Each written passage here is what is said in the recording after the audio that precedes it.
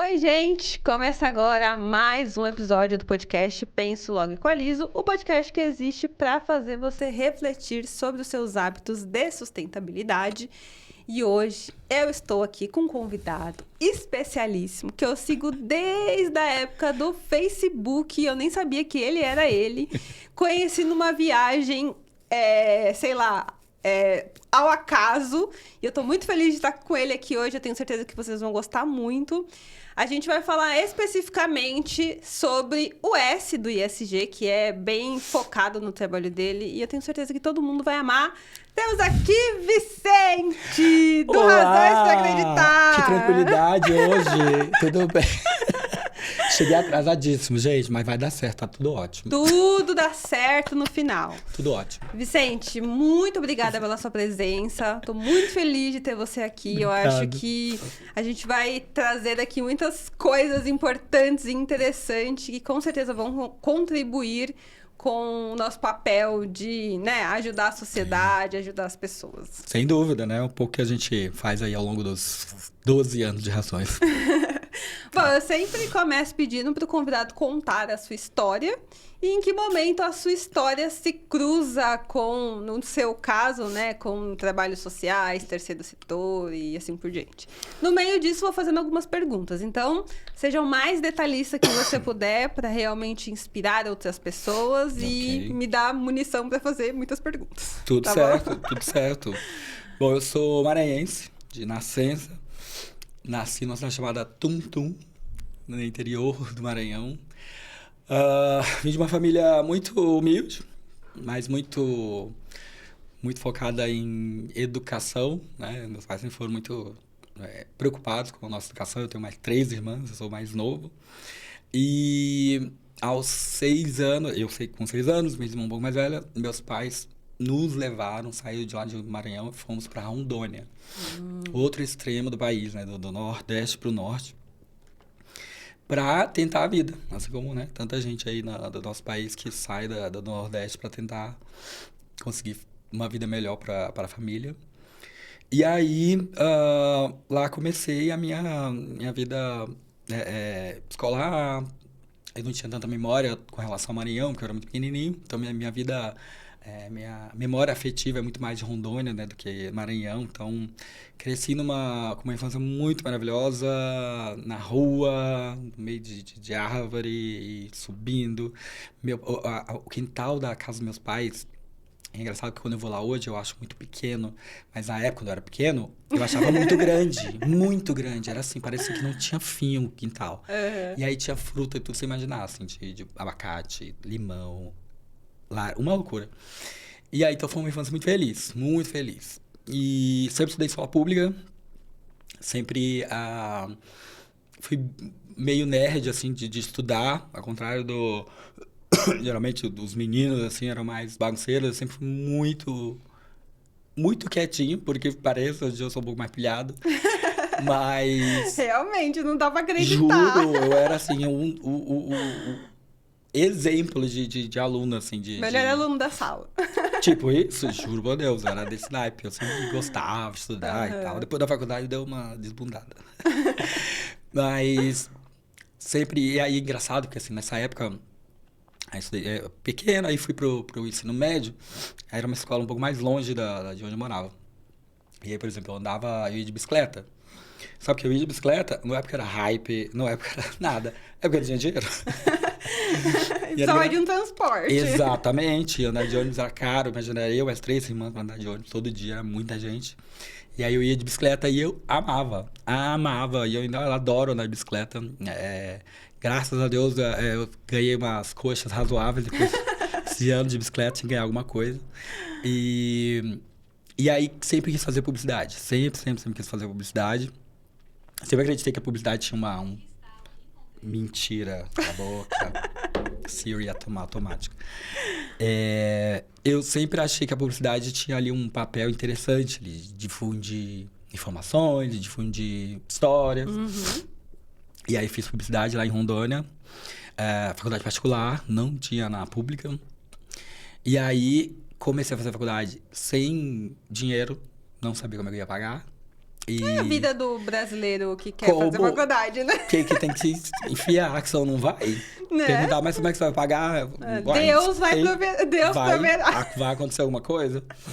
E aí eu também nunca pedi pros meus pais de ajuda, porque eu sabia que eles não iam dar, não podiam. Então eu nunca botei essa imposição pra eles, porque eu, enfim, não achava nem um pouco justo. E aí fui fazer publicidade. E aí eu comecei a fazer, por exemplo, trabalho para alguns alunos que eram preguiçosos, que tinham grana, eu fazia para eles. Olha, não é muito legal, mas empreendedorismo. então, fazia. Fazia, pra você ideia, olha que legal isso. Eu fazia caixas de presente para vender em lojas. E aí eu reaproveitava, eu reaproveitava caixas de leite, só porque aquelas caixas que vinham várias caixas de leite dentro, tinha uma de papelão. E aí eu embalava ela, fazia tudo bonitinho para fazer caixas, para colocar tipo, dentro de guarda-roupa, para colocar sapato, não sei o quê. Eu fazia isso demais. E também ganhava uma graninha fazendo isso, vendendo e tal. E aí mudei de faculdade depois de um semestre, porque a faculdade era de manhã, e aí como é que eu ia trabalhar para conseguir pagar, né? Porque foi 6 meses na tampa, eu não conseguia pagar direito. Para fazer a transferência da matrícula para outra faculdade, tive que dar um cheque borrachudo para poder conseguir fazer a Sair pro próximo passo. Juro, é bizarro. Teve uma... Hoje em dia é engraçado, mas imagina, na época eu morria de medo de... Ficou uns 2 meses atrasado na faculdade. Eu morria de medo de quando passava na catraca, de bloquear. Imagina, o mico! Meu nome ali deve estar... Não deve estar muito bem, mas... E aí, comecei a estudar à noite, e aí foi muito legal, porque aí eu consegui procurar alguma coisa para trabalhar. E aí, comecei a trabalhar numa loja de brindes, de camiseta, fazer estampa de camiseta. Enfim, fui tocando minha vida.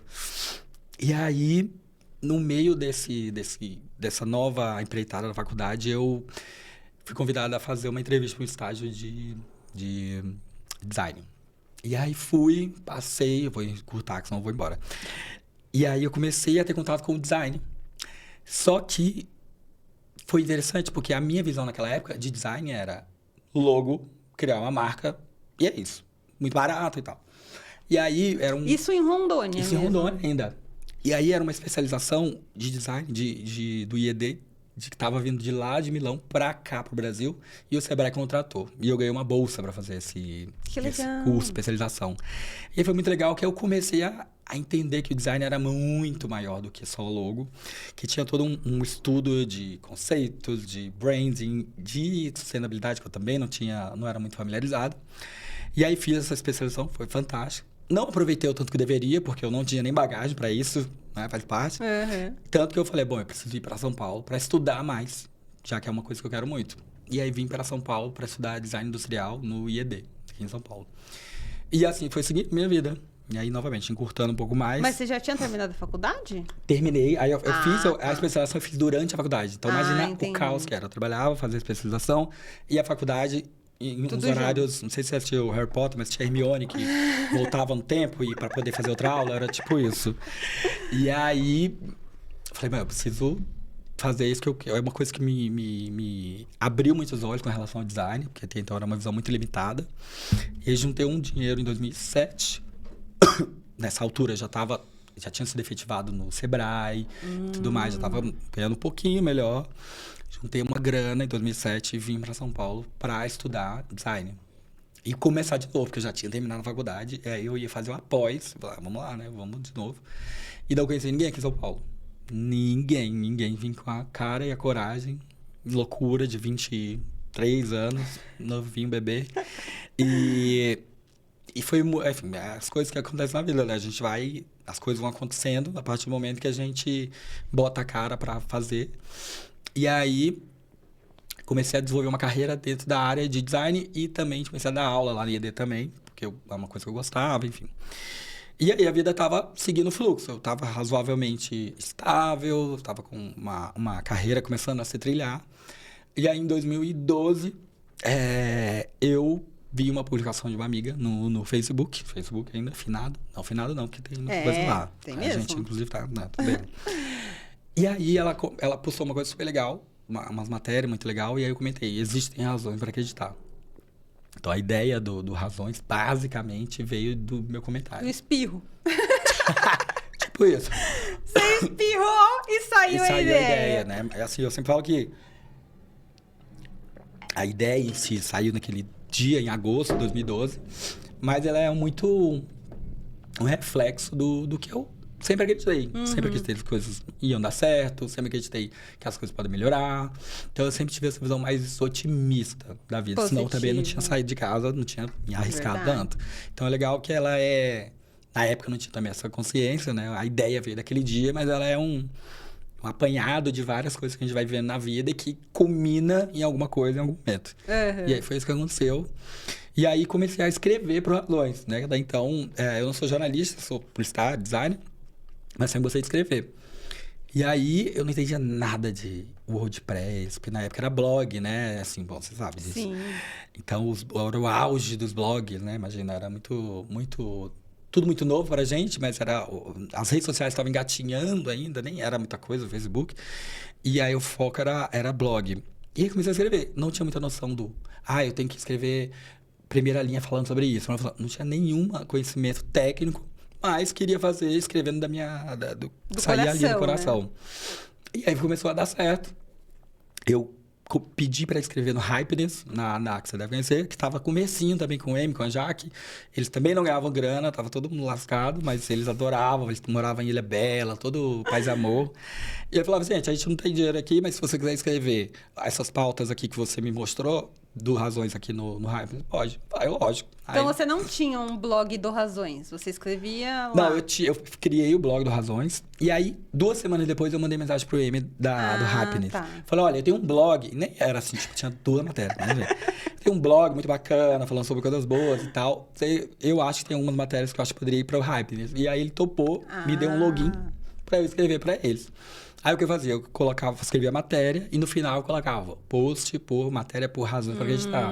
Que aí eu falei, pô, vou colocar meu link aqui, né? Evidente. Só que eu não ganhava nada. E aí, as matérias começaram a explodir lá no Hypeness. E aí, começou a levar tráfego pro Razões. Que até então não tinha nada de tráfego, porque tava começando, 10 acessos, sei lá. E aí, na segunda matéria que eu fiz pra eles, explodiu de acesso, caiu o servidor, que nunca tinha acontecido lá pra eles. O M veio falar comigo, o que tá acontecendo? Eu falei, não sei. Você veio estragar meu site. E aí, depois ele foi ver que tinha do pico de acesso. E aí, nesse dia, o Razões teve 80 mil acessos. Que da hora. Isso, imagina, eu não tinha a mínima ideia do que isso significava. Depois eu vi que é o correspondente a um Maracanã inteiro. E aí eu falei, pô, legal, as pessoas querem ver coisa boa. Porque até então era mais uma impressão minha. Pode ser que as pessoas queiram ver, vou começar. Aí eu continuei a escrever muito mais, mas não foi, assim, de uma hora para outra, tipo, blá, explodiu Razões. Definitivamente não foi. As pessoas talvez tenham essa... Hoje em dia já conhecem Razões maior e tal, tem a rede social que a gente acabou ficando muito forte no Instagram. Talvez não tenha ideia que, demora. Bom, você sabe disso, né? Demora, né? Ainda mais com o nosso tema, que é um tema muito que vai contra a mídia tradicional. Imagina, só sai coisas de fofoca, só sai coisas ruins. E a gente vai pelas beiradas, né? Falando de coisa boa. Então, não é fácil. Ainda mais para as marcas. Para as marcas verem o que elas podem fazer com a gente. Nem eu sabia. Tanto que eu chamei eu conheci o Marcelo, que é meu sócio até hoje, contando a história dele, de executivo, que estava saindo lá ele trabalhou na Jequiti e trabalhou em casas de perfumaria no mundo inteiro. Surtou, teve problema de saúde, quase morreu por conta de estresse, burnout, ninguém falava disso na época. E aí chamei ele contei a matéria sobre ele estava abrindo uma padaria aqui em São Paulo. Depois de voar na padaria, não rolou, não deu certo, porque foi muito difícil trabalhar comida e com gente no geral. E aí chamei ele para ir pro Razões, porque na época já tinha uns 2 anos e meio de Razões, mais ou menos. Falei, olha, o Razões está grandinho, assim, de audiência, está começando, o hype eu consigo trazer um pouco de audiência, mas não se paga, né? Não é um negócio, é só uma ideia, é um blog. E aí foi que ele começou a gente começou a pensar um conto negócio, porque até então era muito pessoal, até eu colocava histórias minhas e tal. Você ainda estava trabalhando no seu outro emprego. E durante muito tempo, é importante, vocês sabem, viu? Tem uma ideia legal e aí vou largar tudo, não faça isso. Não faça isso, porque não é tão rápido assim. E aí a gente começou a pensar, bom, que a gente pode fazer? Porque a gente começou a ir nas agências, as agências não davam bola pra gente, não entendiam o que a gente podia fazer, e nem a gente sabia direito também. Aí deu a ideia da gente fazer a gente postou um vídeo na época de um pai que fez um rabo de cavalo na filha usando aspirador. Pegou um negócio assim, aí escroto, bizarro. Falou, bom, vamos ensinar os pais a fazerem penteados nas filhas. E aí fez o que a gente fez. Aí a gente falou, vamos fazer um projetinho no PowerPoint horroroso, assim, fiz um PowerPoint de 5 telas. Não sabíamos precificar, colocamos super barato. Vamos tentar alguma marca para custear esse curso e aí a gente entrega um vídeo. E aí a gente foi atrás de alguma marca, conseguimos chegar na Johnson's Baby, no marketing da Johnson's Baby, que foi um milagre, porque, imagina, era completamente inviável a gente conseguir contato de alguém. Conseguimos. E aí, eles miraculosamente toparam, faltando uma semana pro Dia dos Pais. Falaram, vamos lá, vocês se entregam no sábado antes do Dia dos Pais, um dia antes. Claro, faltava uma semana. E você já tem os pais? Temos. Não E tinha. você já tem o lugar? Temos. Imagina, eu não tinha dinheiro pra pagar o ônibus naquela época. E aí a gente topou, vamos. E a gente desesperado, fomos na loucura. E eu, na época, na reunião, eu ainda falei que ia ser no Retro Hair aqui em São Paulo. Não tinha falado com eles, mas falei que ia ser lá. E aí falei, agora tem que ser lá, né? Porque Agora, eu falei que era. Nossa, agora não tem como mudar, né? E aí as coisas vão acontecendo, porque aí eu fui lá, a gente vai encontrando pessoas maravilhosas. Falei com a administradora do Retro Hair na época. Ela adorou a ideia, não cobrou pela alocação do espaço, não cobrou pelos profissionais. Foi tudo as coisas que foram acontecendo. Achamos os pais, achamos as filhas. E aí fizemos o curso, gravamos, editamos de uma madrugada para outra, aquela loucura, entregamos. E aí esse foi o nosso primeiro case, assim, de trabalhar com uma marca de um jeito que a gente acredita que faz sentido, sem ser muita cara de venda, sem ser uma coisa que não é o nosso universo. Tipo, se você quiser, se a marca quiser tracionar a venda, ela vai no Google Ads, vai no Facebook Ads e vai. Não é o nosso caso. E aí, a Johnson gostou, ela fez, depois pediu mais um projeto, e aí assim a gente começou a fazer mais projetos com esse foco. De pensar numa ideia e procurar marcas para apoiar nesse projeto. E assim, a gente começou a seguir em 2016. Isso foi em 2015. Aí foi 2016, 2017. Começamos a fazer... Em 2016 a gente conseguiu fazer a cobertura dos Jogos Paralímpicos lá no Rio. Que legal. Total cara de pau também. Tipo, eu fiz um post no Facebook na época, marcando todas as marcas patrocinadoras da Paralimpíada. Falou, gente, e aí? Vocês não vão divulgar essas histórias, não? E aí alguém marcou, não sei quem, cheguei em uma dessas marcas. E aí a gente conseguiu fazer essa cobertura lá das histórias, que são maravilhosas, das Paralímpicas. E aí foram assim os projetos acontecendo. Não foi, novamente, de uma hora para outra, que, por exemplo, beleza, 2017... vou sair do meu trabalho. Não foi, não dava. Não tinha constância ainda, né? Sim. Não tinha esse movimento todo que a gente precisava para sair. E como que vocês chegaram no denominador comum de a gente tem que trazer uma razão para as pessoas consumirem esse conteúdo, né? Esse denominador de a marca entender que não é venda, é uma história, né? Como vocês chegaram nisso, assim, nessa coisa de... E também de levar a parte da responsabilidade, né? Que é a responsabilidade civil, né? Sim, que isso é sim. muito... Que é o grande diferencial de vocês. Não foi algo que a gente planejou. É que pra gente era muito óbvio que, por exemplo, se a gente for fazer um projeto com a Ambev, como a gente já fez... A gente não vai pegar a marca Skol e vamos falar, gente, aqui um pack por tanto. Não faz o menor sentido. Mas, se a Ambev está com um projeto apoiando empreendedores que estão trabalhando no carnaval, aí sim, está no nosso universo. Então, não é um projeto de venda. Então, para a gente ficou muito claro, desde sempre, que a gente não ia entrar nesses projetos que tinham a parte de conversão de venda. Porque não é a nossa. O público não vai aceitar. A gente já percebia, a gente já imaginava que não ia, a não ser que tivesse um fundo social muito forte, que é o que acontece até hoje, por exemplo. A gente faz muito post que não são públicos, inclusive, contando de um pequeno negócio. E aí a galera vai lá, tipo, lá em cima, e segue, e faz encomenda pela história. E aí, inclusive, quando a gente consegue alinhar a história muito legal com a marca que entende isso, muitas vezes converte, inclusive, em venda. Mas a gente não promete. Porque vai frustrar a gente, Sim. vai frustrar o cliente. A gente promete awareness, que é, bom, a gente vai trazer muita visibilidade para sua marca. Com o tempo, você que trabalhe para conseguir converter essas pessoas em futuros clientes. Então, a gente ficou muito claro isso, porque era isso, assim, a gente não conseguia se entender como um canal de Venda. venda. Não faz o menor sentido pra gente. Tanto que a gente mesmo tinha feito um e-commerce de camisetas muito tempo atrás. Foi um desastre. Foi um desastre. Não sei se você já fez. É um desastre, pelo menos pra gente. Porque talvez não tinha alinhamento que a gente entendia, talvez vários erros. Mas a gente entendeu que nem tudo dá. As pessoas têm uma ideia bem errada de, você tem uma página grande ou um nome já grande, qualquer coisa que você soltar, vai. É verdade. Não é assim. Não é assim. Se não tiver alinhamento com o que você fala, não adianta. As pessoas vão achar que a página foi hackeada, alguma coisa. Fala, o que tem a ver com vocês vendendo pack de cerveja? Pelo amor de Deus. Né? Então, a gente sabia que a gente aprendeu da pior forma possível que não dava pra... Só porque tem um público grande, não significa que a gente vai converter em venda em qualquer coisa. Então, aprendemos na marra. E aí, em 2019, contamos a história de um guardador de carro lá no Rio, que ajudou a senhora a atravessar a rua, que foi Eu lembro capoeira. dessa história.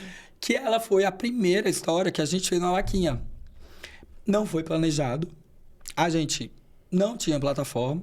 Eu enfiei lá no Vaquinha mesmo, no Vaquinha com carro. A ideia era muito genuína, que era, a gente quer ajudar esse cara, vamos tentar alguma coisa aqui. E aí, falei, vou tentar para comprar uma casa para ele. Coloquei a meta super baixa, coloquei 20 mil. Mas eu morrendo de medo de não dar, de não bater, vou colocar abaixo. E aí bateu 40 mil em 2 horas, foi muito louco. E aí um monte de famoso começou a repostar, que não sei o quê. Só que em 3 dias a gente arrecadou 169 mil. E aí a gente falou, bom, a gente tem umas constatações aí, que é, se a história tiver alinhamento com o que a gente faz, as pessoas vão. E as pessoas já mostram muito mais confiança na gente do que há alguns anos atrás. Eu sempre falo, se a Voa tivesse surgido no começo das Razões, não teria dado certo. Porque ela é o resultado de anos de trabalho, de pavimentar esse público, entender, ele reforçar que ele acredita na gente. E surgiu, novamente, não era previsto, mas surgiu e a gente acabou validando esse modelo de negócio, que depois se tornou o modelo de negócio, que é a gente contar histórias de pessoas, a gente checar a história das pessoas e facilitar para quem quer doar. Que aí depois a gente percebeu que tem muita gente que quer ajudar, mas não ajuda com medo de ser fraude ou da pessoa não gastar esse dinheiro corretamente. E a gente acabou suprindo esses 2 problemas, de checar a história, a gente sempre checa todas, e a gente também acompanha a pessoa pós-campanha, justamente para ela administrar esse dinheiro corretamente. E aí surgiu a Voa, sem esse planejamento, abrimos uma empresa nova que a gente queria separar, do Razões, separamos, e fomos atrás de construir uma plataforma do zero, que a gente não queria fazer no Vaquinha, a gente quer uma coisa nossa, fomos atrás de desenvolvedor, que topasse fazer sem a gente conseguir pagar, porque a gente tinha grana. Ele topou e falou, acreditamos, vamos nessa. Depois a gente conseguiu custear. E aí foi surgindo aí um novo negócio que até então a gente não tinha a mínima ideia. E aí em 6 meses a gente conseguiu arrecadar 1 milhão, o que já era muita coisa. Aí veio pandemia. E aí a gente falou, lascou-se, né? O que a gente vai fazer agora? E por incrível que pareça, foi o extremo oposto.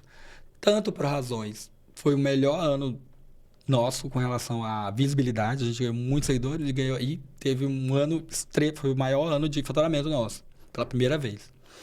E a Voa, que era novinha, que tinha arrecadado 1 milhão em 6 meses, entrou a pandemia, março, abril, maio.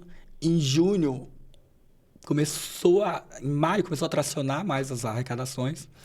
Em julho, a gente arrecadou 1 milhão num mês. Nossa. E aí, a gente falou, caceta.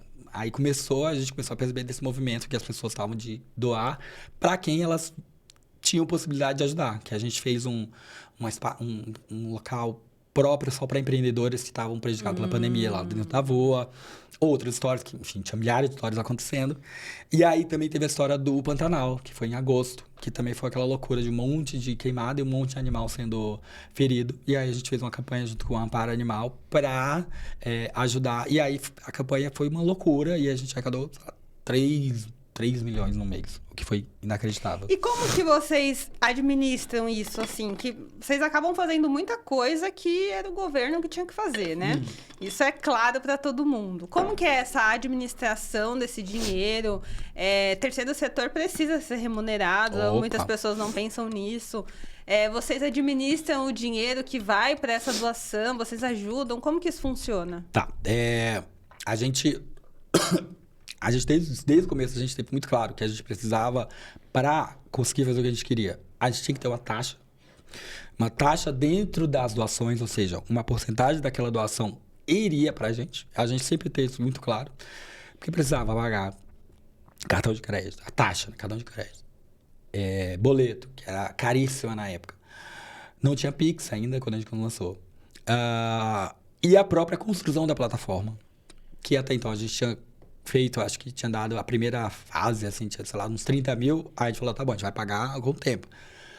Mas a gente sabia que ia muito mais que isso, muito mais. Tanto que a gente hoje em dia já achou, pra você ter ideia, em 4 anos, pelo menos uns 500 mil reais só em plataforma. De onde veio esse dinheiro? Eu ia falar uma coisa horrorosa aqui. Do além. Do além. A gente precisa disso, então a gente precisa de uma taxa. Então a nossa taxa, desde o começo, sempre foi mais alta do que o Vaquinha, do que Kikante, do que todas, porque a gente entendia que, diferente dessas outras plataformas, a gente tinha um trabalho grande de curadoria, de acompanhamento e de conversa com as pessoas e aí contratualmente também a gente conversa com as pessoas e faz com que ela use esse dinheiro corretamente. Então o trabalho não acaba pós-arrecadação. E ele começa bem antes, inclusive, de ser divulgada. Então, a gente falou, não tem como, a gente tem que colocar mais. Então, a gente começou com 13% a taxa, geralmente a vaquinha é 6, 7, tem outros que é 10, não, vou começar a 13. E aí foi quando a gente começou a ganhar, a conseguir guardar um valor para a gente justamente pagar todo mundo, né? Porque aí, nessa época, ele falou, precisamos contratar a gente. Era eu, o Marcelo cuidava do administrativo, financeiro, eu cuidava do conteúdo. Impossível, fora as coisas e razões. Aí a gente começou a contratar gente. E aí eu acho que é uma coisa que é muito legal, que você falou, e é verdade, as pessoas têm uma noção errônea de que ONG não deve ganhar dinheiro.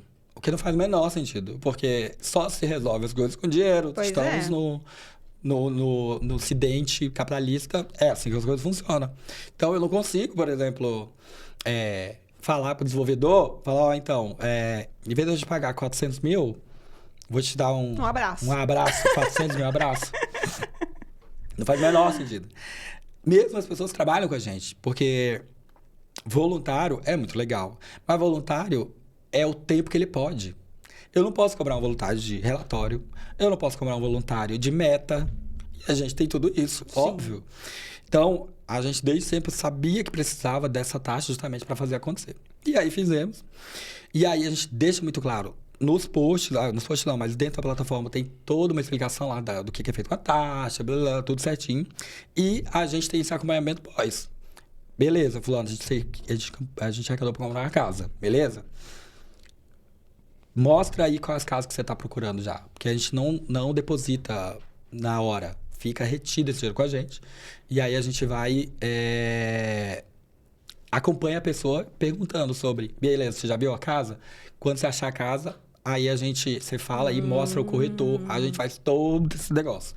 O que é um trabalhão. Então a gente tem pessoas só para acompanhar o pós e conversar com todos os beneficiários até eles cumprirem o que a gente prometeu. Então, vocês vão passando metas para essas pessoas que vão receber essa... Exato. E o dinheiro da Voa é da Voa, para pagar os funcionários da Voa e as pessoas que estão ali, que vão receber esse benefício. Né? Não tem nada a ver com o portal Razões. Não, são coisas completamente diferentes. tem algumas, 2, 3 pessoas que trabalham nas 2 empresas, mas que inclusive recebem de forma separada. E tem pessoas que são só da Voa ou só da Razões. E aí, e são negócios diferentes. O Razões, por exemplo, de repente faz por exemplo, esse ano a gente está fechando menos publi, muito menos publi. Na verdade, já tem um tempo isso. Muito menos publi a gente tem fechado, desde o ano passado. Então, o Razões está num ritmo de negócio agora. A Voa está em outro. A Voa está, tipo, indo absurdamente bem. Então, são negócios diferentes. E aí, pra gente sempre ter muito claro que é diferente, porque são CNPJ diferentes. E essa questão da administração, que é isso. A pessoa fica com o valor, que é a porcentagem dela, que a gente vai liberando aos poucos, e ela sabe disso. E a gente fica com esse valor, que é para custear todas as coisas, e também para ter pagar lucro. os funcionários. E também para ter lucro, que é o que a gente fala. É um trabalho do cacete, a gente precisa ter um incentivo. A gente paga a galera muito bem, a gente tem bônus, a gente tem um monte de coisa, justamente porque não é um trabalho fácil. Não é um trabalho fácil. Você lidar com pessoas que muitas vezes vulneráveis, que tem várias questões ali, então tem várias coisas que são super delicadas e que a gente, enfim, vai aprendendo a lidar e aprendeu até hoje. E vocês têm alguma parceria, algum apoio do governo ou vocês fazem tudo pela glória de Deus? E vou te falar, a gente não tem e não quero. De jeito nenhum.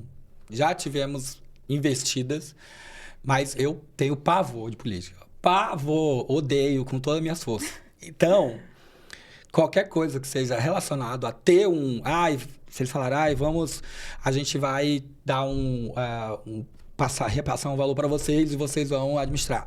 Nem lá, jamais. Porque, primeiro, tem uma série de conflitos de interesses aí, que dependendo do tempo e da eleição vai mudar. E do jeito que a gente tem autonomia para a gente fazer diretamente com a pessoa, diretamente com um projeto. Então, aí, por exemplo, a gente tem várias vaquinhas que são emergenciais, como a sei lá, acontece enchentes e tudo mais.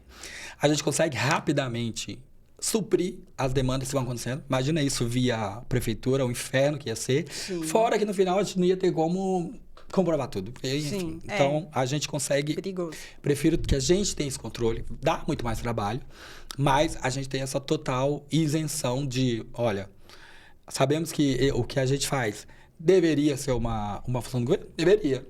Não é. Não vamos atrás dele porque a gente quer manter o que a gente faz de uma forma tranquila e sem problemas. E vocês têm... Mas com empresas no Voa, vocês têm parcerias? A gente faz, mas bem menos. Tá. Mas faz. Por então, exemplo, a Voa é independente mesmo. Total. Não são relatórios separados, são CNPJ separados, faturamento separado, tudo separado. E a Voa é uma ONG? Não, é uma empresa fechada. É uma empresa? Empresa limitada. Razões é uma empresa limitada, a Voa é uma empresa limitada. E agora, desde o final do ano passado, a gente abriu um instituto, que até então a gente não tinha. E aí agora que a gente abriu o instituto, que é o que a gente está fazendo. A Voa arrecada, tá? Nas vaquinhas, principalmente as emergenciais, o que a gente fazia? A gente entrava em contato com uma ONG local e aí a gente transferiu o dinheiro para eles e eles faziam as compras das coisas e tal. O que a gente está fazendo agora? A gente internalizou também isso. Então, os colchão, a gente liga lá na loja do colchão e coisa e paga. Então, a gente...